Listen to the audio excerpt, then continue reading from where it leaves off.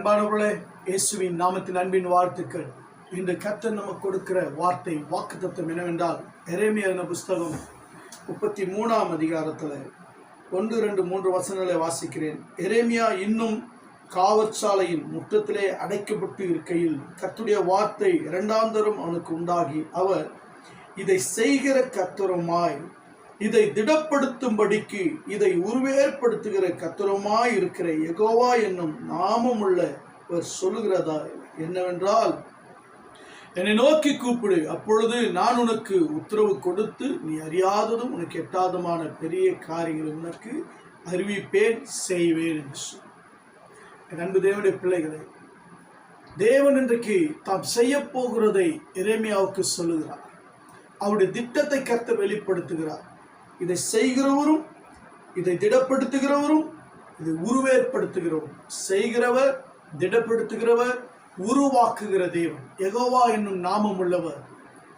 எரேமியா சிறைச்சாலையில அடைப்பட்டிருக்கும் பொழுது தேவனுடைய வார்த்தை சொன்னது நிமித்தம், ஊழியத்து நிமித்தம், தேவனுடைய நாமத்து நிமித்தம், கர்த்தருக்காய் தன்னை அர்ப்பணித்து அவர் செய்த ஊழியத்து நிமித்தம் அவர் சிறைச்சாலையில் அடைக்கப்பட்டிருக்கிறார். தேவன் சொன்ன வார்த்தையை உண்மையாய் சொன்னது நிமித்தம், சத்தியத்தை சத்தியமாய் சொன்னது நிமித்தம் அவருக்கு பல பாடுகள் வர ஆரம்பித்து விட்டது. அவர் சொன்ன கர்த்தருடைய வார்த்தையை ஜனங்கள் ஏற்றுக்கொள்ளவில்லை, ராஜாக்கள் ஏற்றுக்கொள்ளவில்லை, யாரும் ஏற்றுக்கொள்ளவில்லை. ஆகினாலே எரேமியாவுக்கு தேவனுடைய வார்த்தை சொல்ல ஆரம்பித்ததிலிருந்து பாடுகளும் உபத்திரங்களும் துன்பங்களும் வர ஆரம்பித்தது.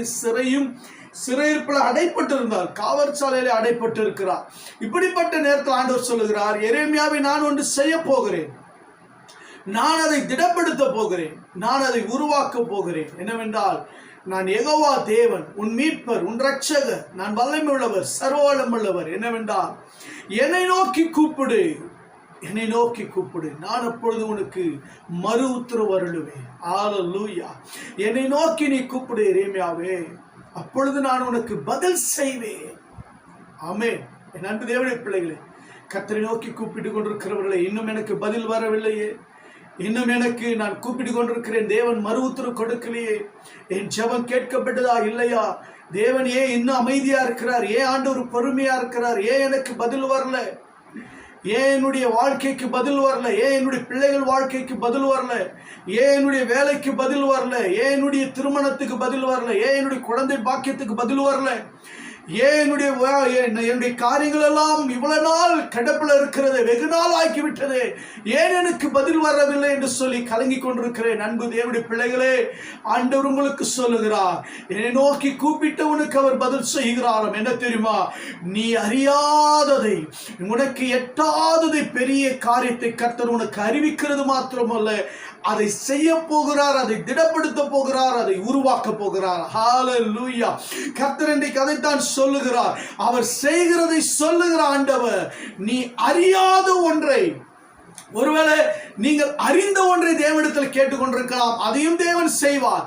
நீங்கள் அறியாததையும் அவர் செய்வார். உனக்கு ஒருவேளை எட்டுகிற காரியத்தை இது என்னால் முடியும் என்று சொல்லி நீங்கள் ஜெபித்துக் கொண்டிருக்கலாம். ஆண்டவர் சொல்லுகிறார், உன்னால் முடியாததை கூட அவர் செய்ய முடியுமா? ஆமென். ஹல்லேலூயா. அதைத்தான் ஆண்டவர் சொல்லுகிறார். ஜெபத்தில் நீங்கள் எவைகளை கேட்பீர்களோ அவைகளை பெற்றுக்கொள்வீர்கள். என் நாமத்தினால் நீங்கள் எவைகளை கேட்பீர்களோ அவைகளை பெற்றுக்கொள்வீர்கள். கேளுங்கள், அப்பொழுது உங்களுக்கு கொடுக்கப்படும் என்று சொல்லி இருக்கிறார். ஆமென். அன்பு தேவனுடைய பிள்ளைகளே, தேவன் செய்ய போகிறார். ஒரு அதிசயத்தை செய்ய போகிறார், ஒரு அற்புதத்தை செய்ய போகிறார், ஒரு ஜெயத்தை கர்த்தர் உங்களுக்கு கொடுக்க போகிறார், நன்மையானதை செய்ய போகிறார். நீங்கள் எதற்கெல்லாம் ஆண்டவரை நோக்கி கூப்பிட்டு கொண்டிருக்கிறீர்களோ அதற்கெல்லாம் பதில் வந்து கொண்டிருக்கிறது, பதில் வரப்போகிறது. ஆமென். Praise the Lord. கர்த்தர் செய்ய வல்லவர். ஆமென். ஏனென்றால் நீங்கள் தேவனுக்கு முன்பாக எரேமியாவை போல தேவனுடைய பாடுகளை ஏற்றுக்கொண்ட எரேமியா, உண்மையாய் சத்தியத்தை சத்தியமாய் சொன்ன எரேமியா, தேவனுடைய நாமத்தினாலே அவர் ஊழியம் செய்து கொண்டிருந்தார். தேவனுக்காக ஊழியம் செய்தார். தேவன் சொல்லுகிறதை அப்படியே செய்தார். ஆகினாலும் தான் அவருக்கு இத்தனை பாடுகள். ஆனால் அவைகளிலிருந்து நான் பெரிய காரியங்களை செய்வேன் என்று கர்த்தர் எரேமியாவுக்கு வாக்கு கொடுக்கிறார்.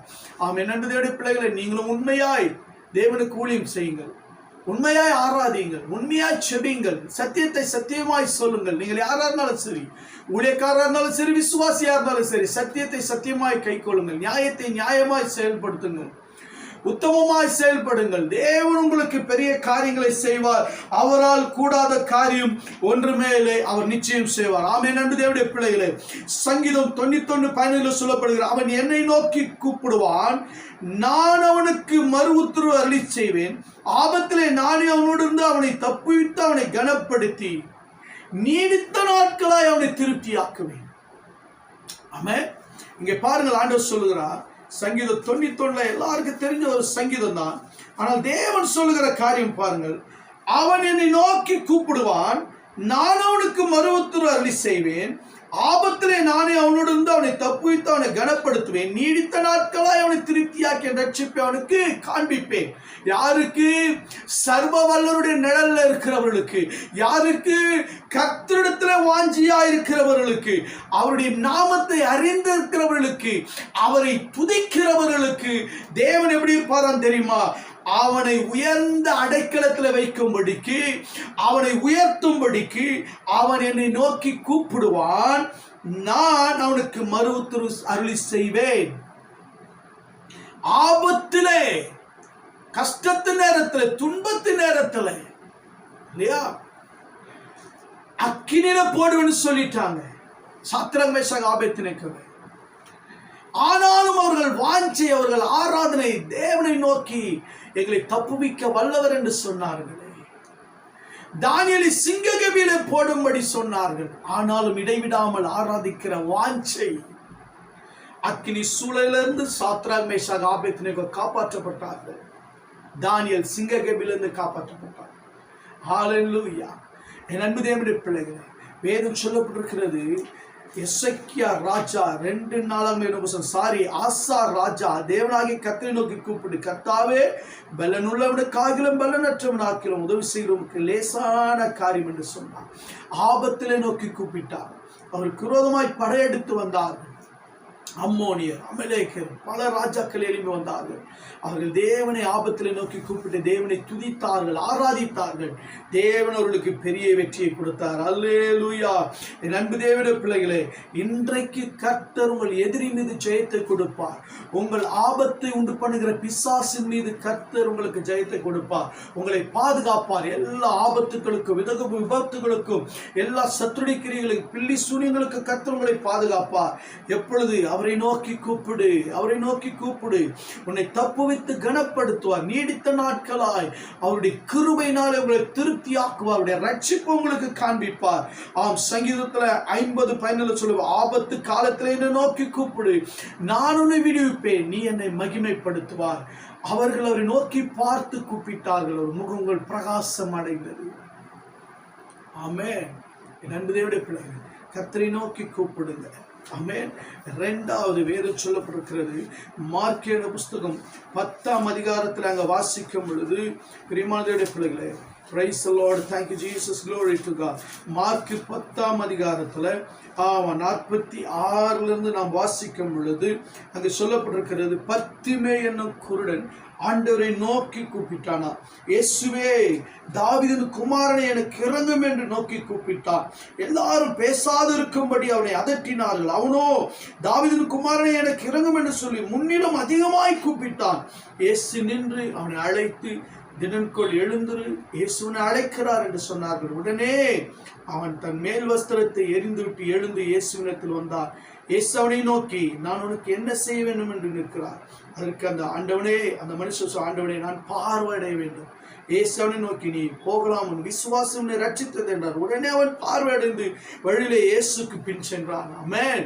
என் அன்பு தேவனுடைய பிள்ளைகளை, இயேசுவை நோக்கி கூப்பிடுங்க, கர்த்தரை நோக்கி கூப்பிடுங்க, அற்புதம் செய்கிற வரைக்கும் நோக்கி கூப்பிடுங்க, அதிசயம் நடக்கிற வரைக்கும் நோக்கி கூப்பிடுங்க, வியாதி நீங்கிற வரைக்கும் கூப்பிடுங்க, பலன் வருகிற வரைக்கும் கூப்பிடுங்க, தேவன் உங்களுக்கு அற்புதம் செய்கிற வரைக்கும் கூப்பிடுங்க, விடாதீங்க. இயேசுவே, தாவீதின் குமாரனை எனக்கு இறங்கும் என்று கூப்பிடுங்க. அவன் கூப்பிட்டான். சோர்ந்து போகாமல் கூப்பிடுங்க, இடைவிடாமல் கூப்பிடுங்க, தேவனை நோக்கி கூப்பிட்டு கொண்டே இருங்க. தேவனுடைய வல்லமை வெளிப்படுகிற வரைக்கும் கூப்பிடுங்க. அவருடைய அதிசயங்கள், அற்புதங்கள் நடக்கிற வரைக்கும் கூப்பிடுங்க. தேவனுடைய மகிமை வெளிப்படுகிற வரைக்கும் கூப்பிடுங்க. அவர் உங்களுக்கு அற்புத சுகத்தை கொடுக்கிற வரைக்கும் கூப்பிடுங்க. விடாதீங்க, விடாம கூப்பிடுங்க. ஆமா, லூக்கா 18ஆம் அதிகாரத்தில் கூட சொல்லப்பட்டிருக்கிறது. அங்கே எரிகோக்கு போக சமீபமாய் போகும் பொழுது ஒரு குருடன் வழி அருகே உட்கார்ந்து கொண்டிருந்தார். பாருங்க, அவனை கர்த்தர் குணமாக்கினார். உங்களுக்கு குணம் வேணுமா, சுகம் வேணுமா, ஆரோக்கியம் வேணுமா, இயேசுவை மாத்திரம் நோக்கி கூப்பிடுங்க. இயேசுவை மாத்திரம் நோக்கி கூப்பிடுங்க. அற்புத சுகத்தை உங்களுக்கு கொடுப்பார்.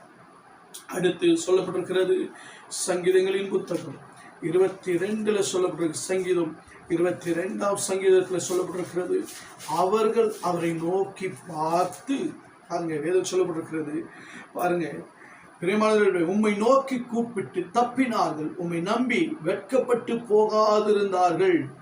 கர்த்தர் மேல் நம்பிக்கை வைத்தார்கள், அவரை நோக்கி கூப்பிட்டு, உம்மை நோக்கி கூப்பிட்டு தப்பினார்கள். பிரியமானவர்களே, பிள்ளைகள், எங்கள் பிதாக்களும் இடத்தில் நம்பிக்கை வைத்தார்கள், நம்பினவர்களை நீர் விடுவித்தீர். அவர்கள் உம்மை நம்பி உம்மை நோக்கி கூப்பிட்டார்கள், ஆகினால் அவர்கள் வெட்கப்பட்டு போவதில்லை. அவர்கள் முகம் வெட்கப்படாமல் கர்த்தர் அவர்களுக்கு என்ன செய்தார்? அற்புதத்தை செய்தார். தாவீது கூட சொல்றார் பாருங்க, சங்கீதம் 25, கர்த்தாவே உம்மிடத்தில் என் ஆத்துமாவை உயர்த்துகிறேன், என் தேவனை உம்மை நம்பி இருக்கிறேன், நான் வெட்கப்பட்டு போகாதபடி செய்யும், என் சத்துருக்கள் என்னை மேற்கொண்டு மகிழ விடாதையும், உம்மை நோக்கி காத்திருக்கிற ஒருவரும் வெட்கப்பட்டு போகாதபடி செய்யும். முகாந்திரம் இல்லாமல் துரோகம் பண்ணுகிறவர்கள் வெட்கப்பட்டு போவார்களாக. அன்பு தேவனுடைய பிள்ளைகளே, கர்த்தர் நீங்கள் வெட்கப்பட்டு அவமானப்பட்டு நிற்க வேண்டும் என்பதற்காக அவர் அழைக்கவில்லை. நம்முடைய நிந்தனைகளை, அவமானங்கள் எல்லாம் கல்வாரி சிலுவையில் அவர் ஜெயித்திருக்கிறார். இன்றைக்கு உன் வெட்கத்தின் மேல கர்த்தர் ஜெயத்தை கொடுப்பார். அவரை நோக்கி கூப்பிடு. நீங்கள் வெட்கப்பட்டு போகவே மாட்டீங்க. நீங்கள் வெட்கப்பட்டு போகவே மாட்டீங்க. நீங்கள் வெட்கப்பட்டு போகவே மாட்டீங்க. ஒருவேளை நீங்க தலை குனிந்து இருக்கலாம். அன்றைக்கு யோசேப்பு தலை குனிந்தார், செய்யாத பாவத்துக்கு தலை குனிந்தார். இயேசு கிறிஸ்து செய்யாத பாவத்திற்கு வெட்கப்படுத்தப்பட்டார். அங்கே யோசேப்பு செய்யாத பாவத்திற்கு சிறை தண்டனை. ஆனால் ஒரு நாள் யோசேப்பின் தலையை கர்த்தர் உயர்த்தினார். எகிப்து முழுமைக்கு பல தேசங்களுக்கு அதிபதியாய் கர்த்தர் பார்வோனுக்கு அடுத்த ஸ்தானத்தில் கர்த்தர் உட்கார வைத்தார். இயேசு கிறிஸ்து கல்வாரி சிலுவையில் நிந்தனை, அவமானங்களை அனுபவித்தார். ஆனால் எல்லாவற்றின் மீது வெற்றி சிறந்தவராய் உயர்ந்தார். உங்கள் வெட்கத்தின் மீது கர்த்தர் ஜெயத்தை கொடுப்பார். அவரை மாத்திரம் நோக்கி பாருங்கள்.